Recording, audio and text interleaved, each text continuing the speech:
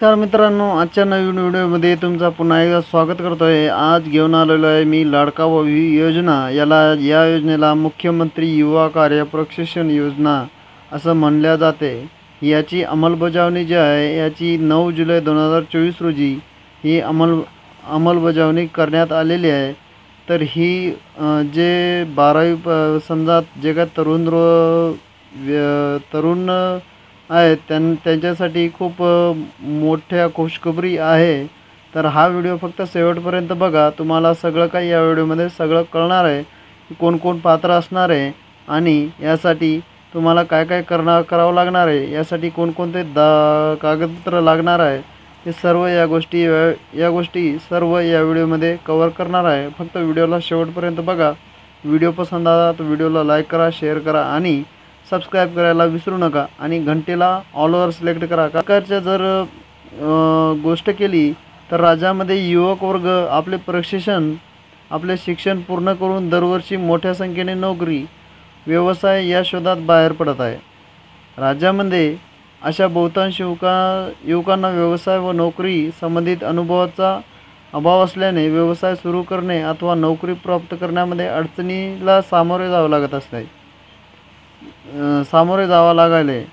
त्यामुळे या समस्येमुळे युवक वर्गामध्ये बेरोजगारीचे प्रमाण नियंत्रित ठेवण्यासाठी अडचणी येत आहेत। विशेषतः यामध्ये 12वी पास विविध ट्रेडमधील ITI पदवीधारक पदवी आणि पदव्युत्तर युवकांचा समावेश आहे। सध्याच्या स्थितीत राज्यातील अनेक उद्योग क्षेत्रात मोठ्या प्रमाणावर रोजगारांची संधी उपलब्ध असली तरी असे उद्योग व बाजार युवक यांना साधणारा दिव्यांचा अभाव असल्या कारणाने युवकांना शिक्षणानंतर अनुभवाअभावी पूर्ण वेळ रोजगार मिळणे कठीण होत आहे। आता शासनाचे निर्णय काय आहे ते आपण खालीलप्रमाणे पाहणार आहोत। राज्यातील युवकांना त्यांच्या शिक्षणानंतर प्रत्यक्ष कामाचे प्रशिक्षण देऊन त्यांची नोकरी मिळण्याची क्षमता वाढवण्यासाठी मुख्यमंत्री युवा कार्य प्रशिक्षण योजना सन 2024 ते 2025 या आर्थिक वर्षापासून सुरू करण्यात मान्यता देण्यात आली आहे।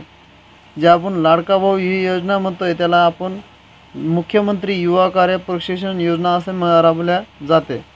तर चला आता जे मुख्यमंत्री युवा कार्य प्रशिक्षण आहे त्याचे स्वरूप काय आहे ते आपण पाहूया। महाराष्ट्र शासनाच्या कौशल्य रोजगार उद्योजकता व नाविन्यता विभाग आणि मुख्यमंत्री जनकल्याण कक्ष यांच्यामार्फत संयुक्तपणे मुख्यमंत्री युवा कार्य प्रशिक्षण राबवली जाणार आहे। या उपक्रमांतर्गत तयार केलेल्या संकेतस्थळाच्या माध्यमातून रोजगार इच्छुक उमेदवार आणि रोजगार उपलब्ध करून देणारे उद्योजक जोडले जातील। रोजगार इच्छुक उमेदवारांना प्रत्यक्ष कामाचा अनुभव प्रशिक्षणातून मिळून त्यांची क्षमता वाढ होईल। तसेच उद्योजकांना त्यांच्या उद्योगासाठी आवश्यक असणारे मनुष्यबळ कार्य प्रशिक्षण योजनेद्वारे उपलब्ध करून देण्यात येईल। रोजगार इच्छुक उमेदवार आणि प्रशिक्षण देऊन इच्छिणारे उद्योजक विभागाचे संकेतस्थळावर सुलभतेने नोंदणी करतील। कोण नोंदणी करू शकतात ते आपण याच्यामध्ये पाहणार आहोत। याच्यामध्ये फक्त 12वी पास ITI पदवी व पदव्युत्तर शैक्षणिक पात्रता धारण केलेले रोजगार इच्छुक उमेदवार ऑनलाईन नोंदणी करतील। याच्यामध्ये फक्त हेच उमेदवार जे ते याच्यामध्ये उमेदवार ऑनलाईन रजिस्ट्रेशन करतील। आता याची जे पात्रता आहे आणि याच्यासाठी कोण पात्र आहेत ते आपण याच्यामध्ये पाहणार आहोत। तर चला पुढे जाऊया। उमेदवाराचे वय जे आहे ते 18 वर्ष व कमीत कमी जास्तीत जास्त 35 वर्षापर्यंत असावे।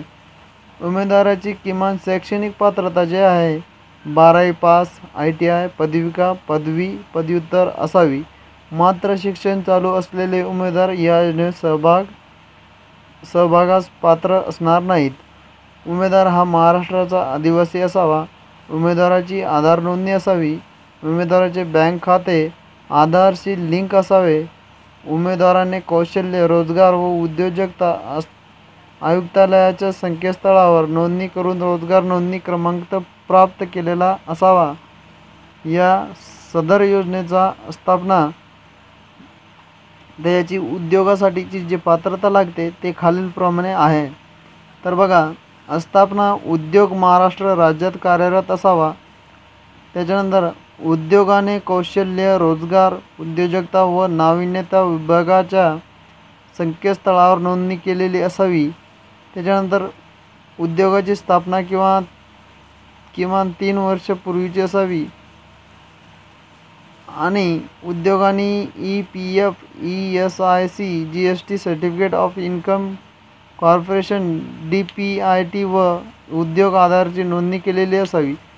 तर याच्यामध्ये आता जे सांगितलेलं आहे ते फक्त तुम्ही ध्यानपूर्वक ऐका आणि व्यवस्थित वाचून घ्या. तुम्हाला मी याची लिंक डिस्क्रिप्शनमध्ये देणारच आहे.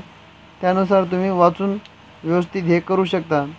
या योजनेअंतर्गत प्रशिक्षण घेत असलेल्या उमेदवारांना किमान वेतन कायदा, राज्य कामगार विमा कायदा, कामगार भविष्य निर्वाह निधी कायदा, कामगार नुकसान भरपाई कायदा व औद्योगिक विवाद कायदा लागू राहणार नाही.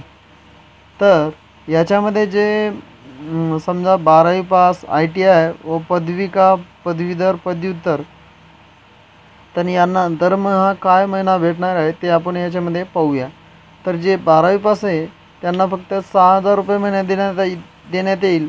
आणि जे ITI पदविका आहे त्यांना 8,000 रुपये महिना देण्यात येईल व पदवीधर व पदव्युत्तर यांना 10,000 रुपये महिना देण्यात येईल. अशा प्रकारे या योजनेअंतर्गत तुम्ही पाहू शकता